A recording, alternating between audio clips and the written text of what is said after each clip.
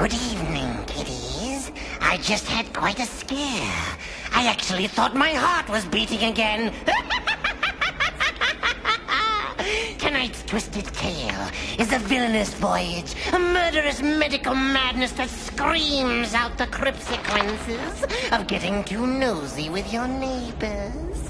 So the next time you stare into someone's window, remember, curiosity killed the cat.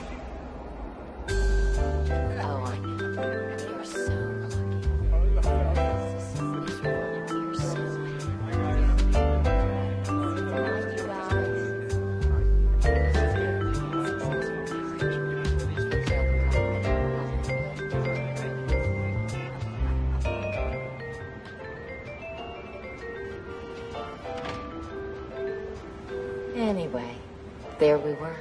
Two perfect strangers, completely and totally unknown to each other, who happened to be standing in the same exact street corner at the same exact moment in time. I mean, if I'd stopped to look in a store window, if Paul's elevator had been 1 minute faster or slower, we never would have met. It's a miracle. It is. I think so. Don't you? Was definitely lucky. The luckiest moment of my life. This is our cue to say goodnight. Good night and a happy anniversary. Good night. I can't wait to get out of this costume. Good night. Good night. Oh, Good night. Thank you. Bye-bye.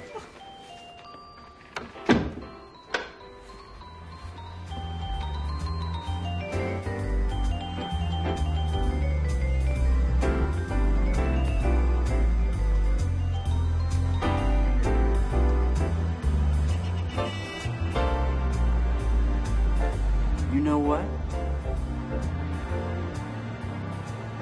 Yes, I do. I do. Totally. Wildly. Oh, I got you something. I hid it so you wouldn't find it. What do you mean you're not interested in having this conversation? Who are you? I don't care. Don't walk away from me like that. I don't care if you have a headache. Take a fucking aspirin for Christ's sake. This is important to me. You go out, I look great, I get all dolled up, we haven't been out in God knows how long, and you want to go home after 5 fucking minutes because you says don't shush me! I don't think you're chattering. I had fun at that party. I wanted to stay there. I wanted to stay there for a whole evening. Come on! Don't turn that light out on me. You gotta talk to me. I'm not one of your screwy patients. What kind of doctor are you? You're supposed to be able to communicate with people.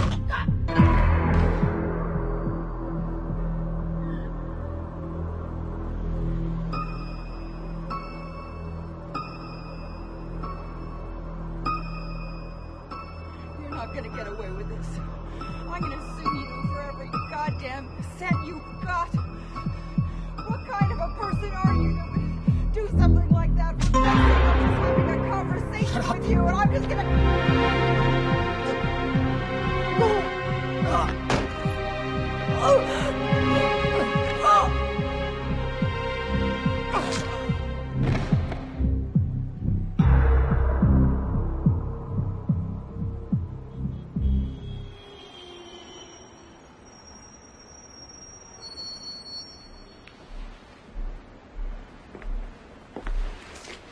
Happy anniversary, sweetheart.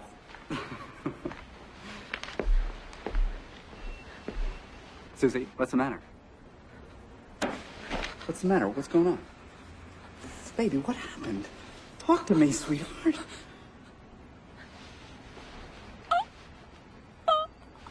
Oh. It's all right. It's all right. Just take a deep breath. Oh, it's okay. It's okay. Everything's gonna be okay. I'll get a doctor. I'll get a doctor and be back.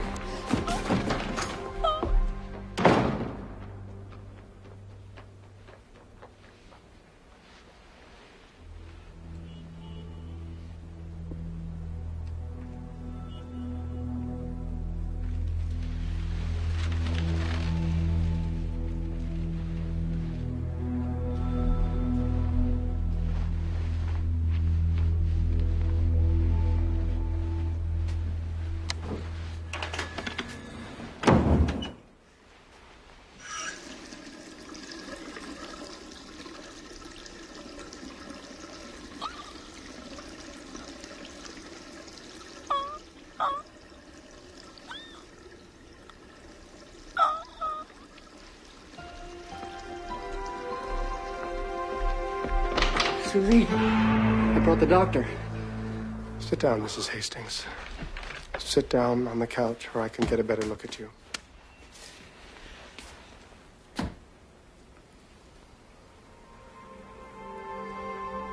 Honey, you know Dr. Trask. He lives across the courtyard from us.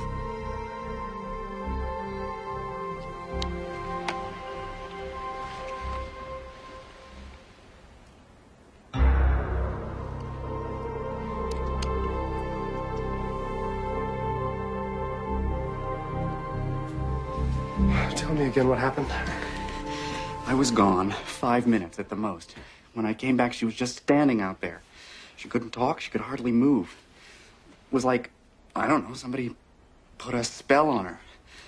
She hasn't spoken a word since. And where did you say she was standing exactly when you found her in this state? Out there, looking out on the balcony.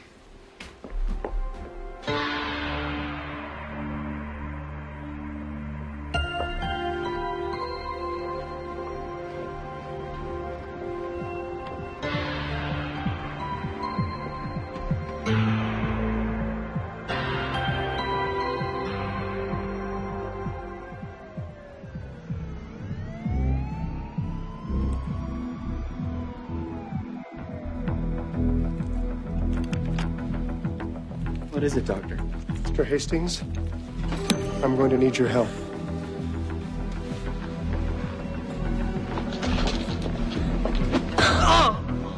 Hold your wife, Mr. Hastings. I need to give her something. Susie, it's me, Paul. What is that? What are you giving her? Just a mild sedative. Darling, it'll be all right. Whatever it is, it'll be all right. We should run some tests as quickly as possible. We can take her to Long Hill.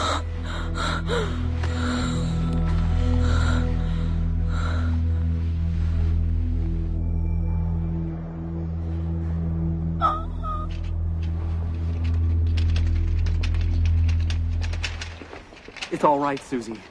You're in the hospital. We put you in the jacket so you couldn't hurt yourself. They just want to keep you overnight for observation.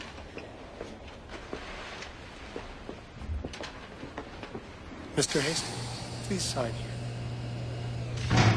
She's still having some difficulty speaking. Is it shock or some kind of stroke? Your wife has suffered a harrowing ordeal. She's tired. She's fragile. Give her time. But what happened? What should I do? You should go home and try to get some sleep. I just can't leave her Mr. here. Hastings, I assure you, she's safe here with me. In the morning, I'll run some tests, and then you'll have a clearer idea of what is disturbing her. Call me tomorrow, but please go now. Let her rest until tomorrow. This is Trask in room 19. Mr. Hastings is leaving now. Please show him out.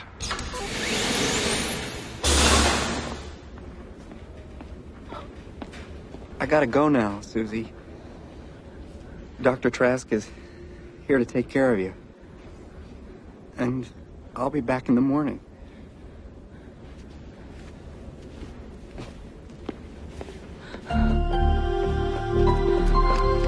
I got her! Susie! Gently, gently, please, Mr. Hastings. I'll take care of this. You can go. I'll be right here with you. Desk.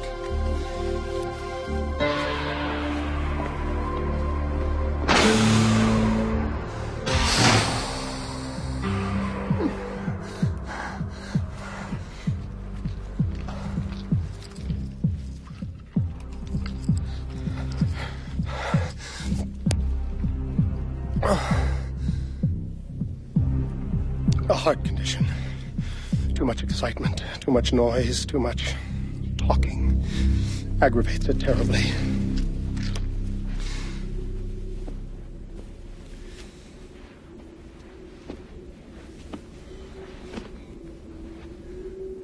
I could attempt to explain myself.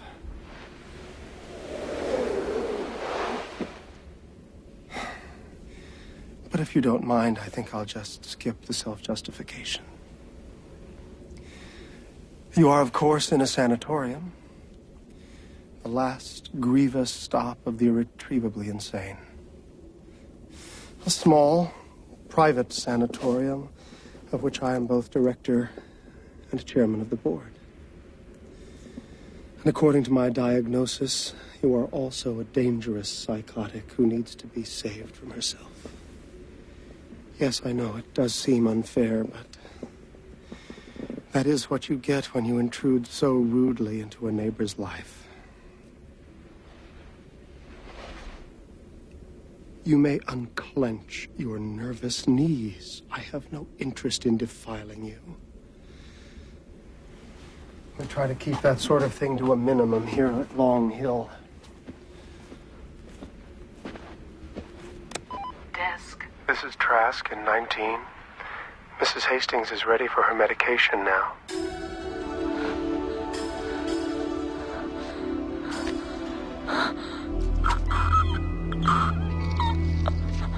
Good night, Susan. Something remarkable has happened to your wife. Something profound and traumatic. And since she is either unable or unwilling to tell us herself, we have no choice but to wait. Wait for what? Until she snaps out of it. It could be tomorrow. Or it could take years.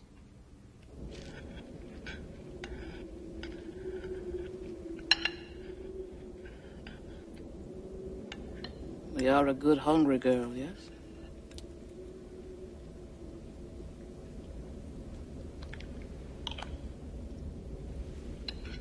Not like the other ones.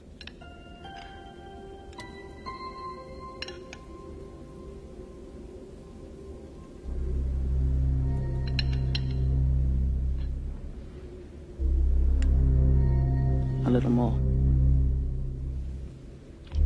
That's good. Carrots are good for the nerves. They make good, strong brain cells.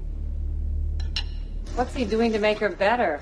To get her out of that god-awful jacket? I came out of the bathroom. Oh, Susie was out on the Paul. terrace. Paul. I went out. Polly. In 13 years of working at a medical research laboratory, I had shut up. never heard of anyone who went from sane to insane in the space of 5 minutes. That just does not happen. Dolores, you should see her. She can't talk. She doesn't know where she is or who I am. She came at me with a golf club. Well, what do you know about this doctor anyway? Oh, Jesus, Dolores. Hey, a word to the wise from your big sister. Check him out. That's all I'm saying. If it were me, I'd leave no stone unturned. I'd make damn sure Susie was in the right hands.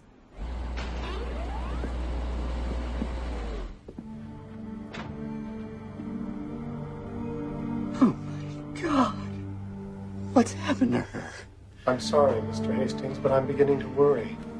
There's been no change at all. Perhaps there's something you haven't told me. Like what? The two of you were celebrating your wedding anniversary that evening. Sometimes the first few years of married life, the noise, the constant yammering. What are you suggesting? That we weren't happy? We were happy. We had our problems, but everybody has problems. Of course. Of course you were happy. Susie was always normal. As normal as you or me. The psyche is like a kaleidoscope. One shift, the slightest turn can affect everything. What was once quiet and familiar can become terrible and terrifying. I believe that this is what has happened to your wife. I don't believe it.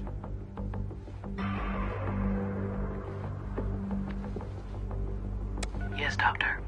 Mr. Hastings will be leaving now.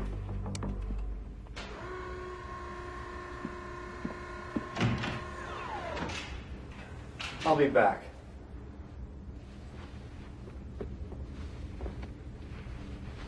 A husband could become extremely disadvantageous to the patient. Arrested development, paranoid fantasies, psychosexual malfunctions.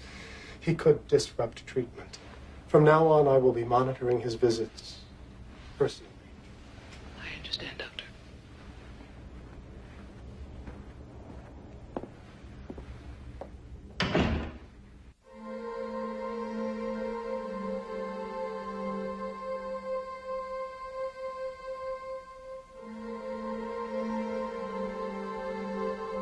It's all right, Susie. Everything's gonna be all right. I'll find out what happened. And you'll come back. You'll come home to me. Oh, please, please. That will be all. Mr. Hastings, what can I do for you? I want to see Susie. Of course. No! No TV! I want to see Susie in person.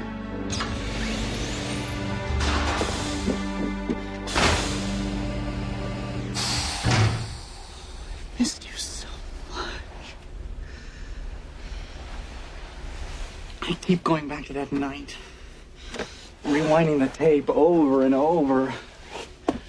I'm in the bathroom looking for the bracelet. You're alone. When I come out, you're frozen. But something about it is all wrong. But what? Something happened when I was in the bathroom. It had to have something in the living room.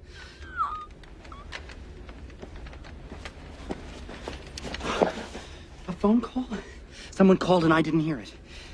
Outside. You saw something outside. You saw something outside. You saw something, and that's why you can't talk. You saw something. What was it? Something terrible. Was it anyone I know?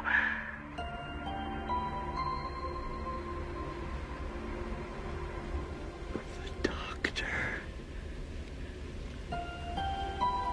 Trask. You saw Trask. Oh, shit.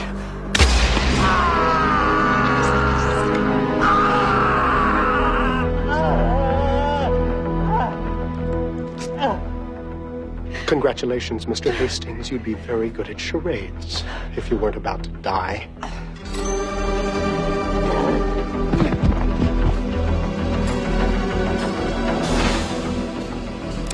I've sent Mr. Hastings home. You may bolt the gates.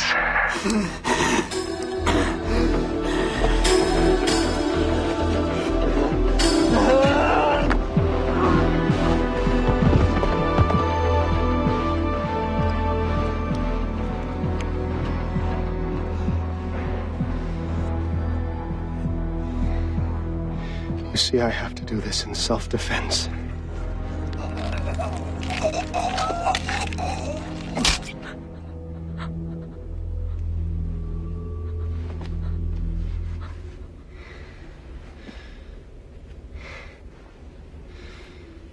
Oh, love.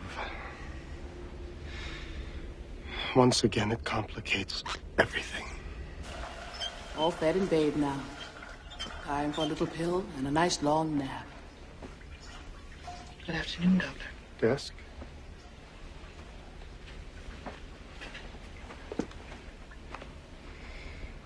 Frankly, I'm too fragile for all this excitement.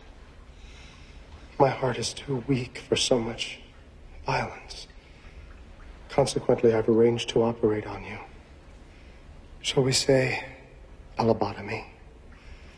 Of course, you and I both know that you won't survive the surgery. This little situation of ours must be resolved. Absolutely. It's so lovely in here with you, Susan.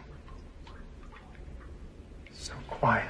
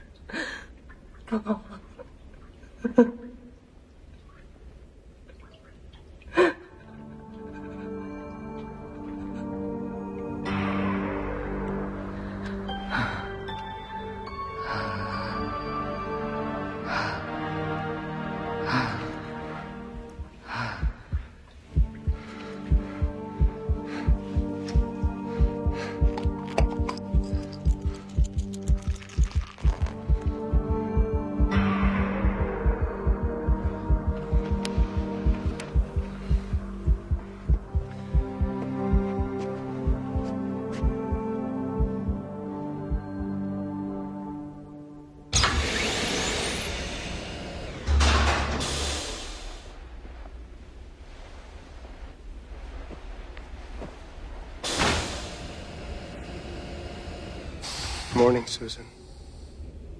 I thought I'd come retrieve you myself.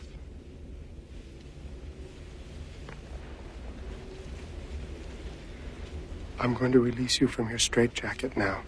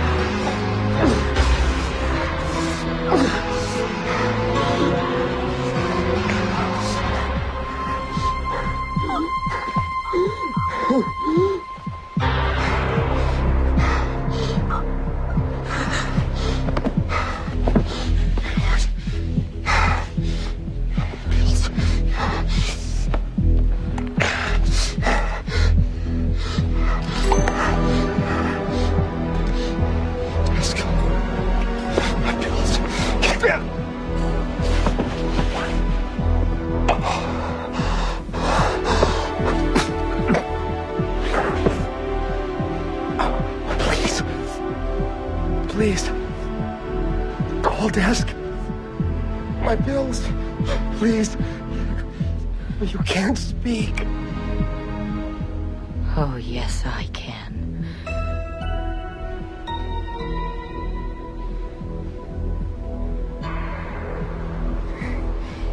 Please. My pills. Call desk. Oh, please. My pills. I'll die without them. I can't breathe. Please. Please, you can't just stand there to watch me. I want to watch you. You deserve to die. Murderer. Like you. Like you.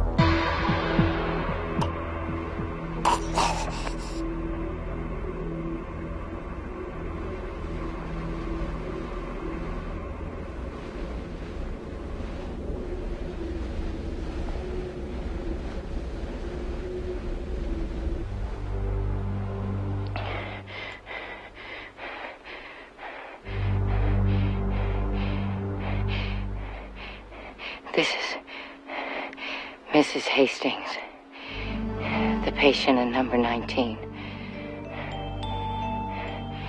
There's been a horrible accident. Dr. Trask is dead. Dead.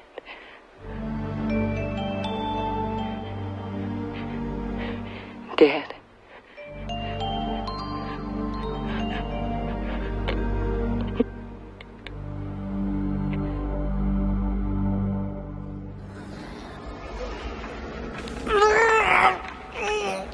Where's Houdini when you need him? Well, that was quite a scream, wasn't it, kids? And what a surprise for poor Dr. Trask. There's a villain with a heart. Attack, that is. Just when he thought he was going to silence Susan forever, she walked all over him. I suppose you're wondering what became of Susan. If you give me a scream, I might just tell you.